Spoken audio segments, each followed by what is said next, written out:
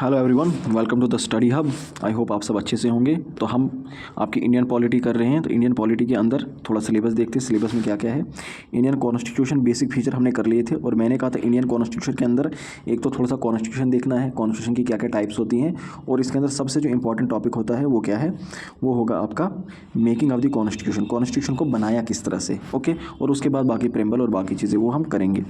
तो आज देखते हैं कॉन्स्टिट्यूशन को बनाया कैसे। देखिए, कॉलोनियल टाइम पीरियड की बात है, यानी जब यहाँ पर अंग्रेज़ों का शासन था, अंग्रेज़ों का रूल था, तो उस वक्त आज़ादी से पहले ही एक कॉन्स्टिट्यूशन की डिमांड लगी थी कि हमारा एक अपना कॉन्स्टिट्यूशन होना चाहिए।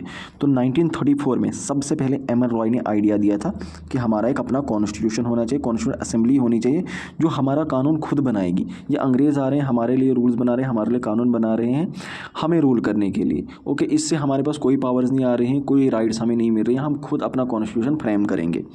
1935 में फिर इंडियन नेशनल कांग्रेस ने ऑफिशियली डिमांड की। 1938 में नेहरू जी ने भी कांग्रेस के बिहाफ पे डिमांड कर दी। फिर इस तरह से हम देखते हैं अलग अलग। उसके बाद आपको मालूम होगा 1939 से लेकर 1945 तक जब वर्ल्ड वार 2 चल रही थी, तो उस वक्त कांग्रेस ने, मतलब जितने भी हमारे फ्रीडम फाइटर्स थे, सब ने इन्होंने एक चांस समझा, एक मौका समझा कि इस वक्त हमें जो है इनसे किसी ना किसी तरह इनसे अपनी बात मनवानी होगी, क्योंकि इनको हमारी ज़रूरत है इस जंग को जीतने के लिए। तो 1914 में फिर ब्रिटिशर्स ने अलग अलग ऑफ़र देने शुरू कर दिए। अगस्त ऑफ़र आया, क्रिप्स मिशन आया, शिमला कॉन्फ्रेंस की गई। तो इस तरह से ये अलग अलग ला रहे हैं ताकि इनको किसी तरह कन्विंस करें। बट हमारा यहाँ पर एक ही था कि भाई हमें चाहिए कंप्लीट इंडिपेंडेंस। ओके, तो 1946 में आता है कैबिनेट मिशन प्लान। अब इसके अंदर क्या होता है, कैबिनेट मिशन प्लान के अंदर जो है 19 नवंबर 1946 के अंदर कॉन्स्टिट्यूएंट असेंबली का गठन किया गया, कॉन्स्टिट्यूएंट असेंबली को बनाया गया।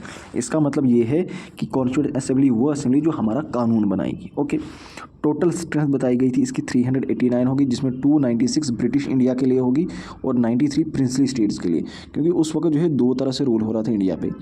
एक तो वो जगह थी जहाँ पर, जिनको प्रिंसली स्टेट्स बोलते थे, जहाँ पर ब्रिटिशर्स का डायरेक्ट कंट्रोल नहीं था, बल्कि वहाँ पर क्या था, वहाँ पे कोई ना कोई राजा था, कोई मतलब मोनार्क था, कोई ना कोई था वहाँ पे राजा, जिसको कंट्रोल करके वो उसके ऊपर कंट्रोल कर रहे थे। जैसे जम्मू एंड कश्मीर भी एक प्रिंसली स्टेट्स थी, हैदराबाद, जूनागढ़, ये सारी प्रिंसली स्टेट्स थी।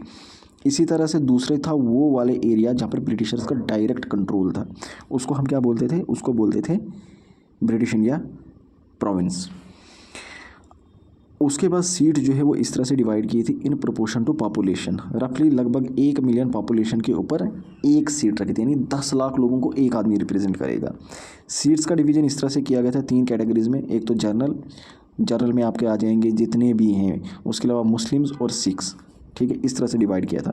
और मेथड क्या है, proportional representation bye mean of single transferable vote. जिस तरह आपके प्रेसिडेंट का इलेक्शन होता है उस तरह से मेथड रखा गया था यहाँ पे। आपको सिर्फ ये याद रखना, ये समझना नहीं है ये क्या है, बस रट लेना, proportional representation bye mean of single transferable vote. चलो थोड़ा सा बता देता हूँ। देखो होता क्या है, प्रोपोर्शनल रिप्रेजेंटेशन का मतलब क्या है, बहुत बड़ी पॉपुलेशन है, इन शॉर्ट उस बहुत बड़ी पॉपुलेशन को कोई एक रिप्रेजेंट करेगा, ठीक है। ओके, मतलब पॉपुलेशन के अकॉर्डिंगली, ठीक है, तो वो प्रोपोर्शन में, पॉपुलेशन के प्रोपोर्शन में।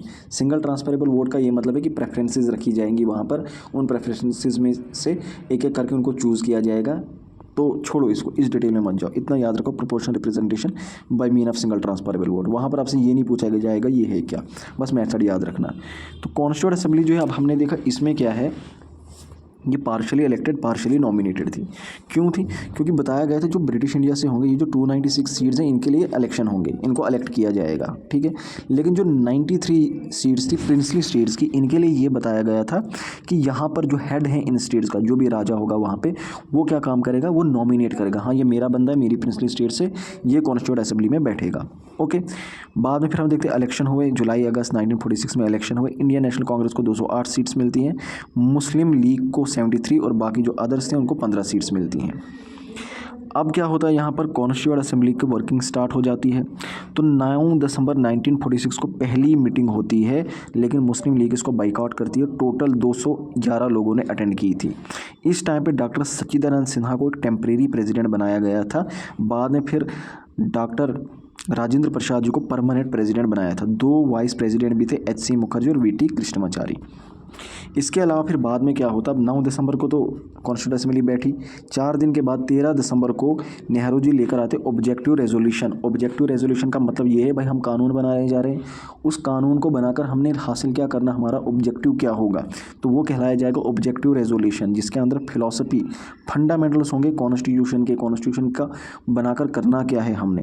तो इसके अंदर बहुत सारी चीज़ें थी भाई, रिपब्लिक होगा, सेकुलर होगा, डेमोक्रेटिक होगा, यूनिवर्सल एडल्ट फ्रेंचाइज होगी, राइट्स होंगी, ये सारी चीज़ें इसमें डाली हुई थी। तो 22 जनवरी 1947 को इसको एक्सेप्ट किया गया और इसी की मॉडिफाइड फॉर्म है हमारे पास प्रेम्बल, जो हमारा प्रेम्बल है। ओके, तो प्रेम्बल नेक्स्ट लेक्चर में आएगा। फिर उसके बाद माउंटबेटन प्लान आता है 1947 का, और ऑब्वियसली फिर इसमें क्या हो जाता है, इंडियन यूनियन अलग हो जाता है, पाकिस्तान जो है वो अलग से एक कंट्री बन जाती है।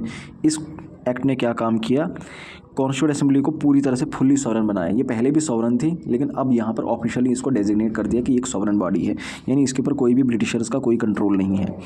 ड्यूअल फंक्शन दिए कॉन्स्टिट्यूंट असेंबली को। पहले ये कॉन्स्टिट्यूंट बॉडी थी, सिर्फ कानून बनाना था, अब लेजिस्लेटिव बॉडी। लेजिस्लेटिव बॉडी का मतलब है कि अभी जब तक आपका कानून बनेगा, इलेक्शन होगा, तब तक जो छोटे मोटे कानून बनाने होंगे कंट्री को रन करने के लिए, वो भी आप बनाओ। तो इस तरह से आप कह सकते हैं कॉन्स्टिट्यूंट असेंबली खुद एक पार्लियामेंट की तरह काम करने लगी। तो first parliament of free India क्या थी, ये हमारी कॉन्स्टिट्यूंट असेंबली खुद थी। तो जब ये कॉन्स्टिट्यूंट बॉडी की तरह मिलती थी, जब कानून बनाना था, तब प्रेसिडेंट डॉक्टर राजेंद्र प्रसाद होंगे, और जब एक लेजिस्लेटिव बॉडी की तरह मिलना होगा, तब हमारे प्रेसिडेंट थे जीवी मावलनकर जी। और ये ड्यूअल फंक्शन चलते रहे 26 नवंबर 1949 तक। ओके, उसके बाद आता है हमारा ड्राफ्टिंग कमेटी। अब ड्राफ्टिंग कमेटी जिन्होंने हमारे कॉन्स्टिट्यूशन का ड्राफ्ट बनाया। ड्राफ्ट का मतलब क्या है भाई, देखो कानून लिख लिया गया, फंडामेंटल राइट्स में क्या होगा, डीपीएसपी में क्या होगा, सिटीजनशिप में क्या होगा, लेकिन उसको इकट्ठा भी तो करना था, पहले क्या रखना है, उसके बाद क्या रखना, किस प्रोविजन को कहाँ पर रखना है, किस पार्ट को कहाँ पर डालना है, तो वो ड्राफ्ट बनाना था।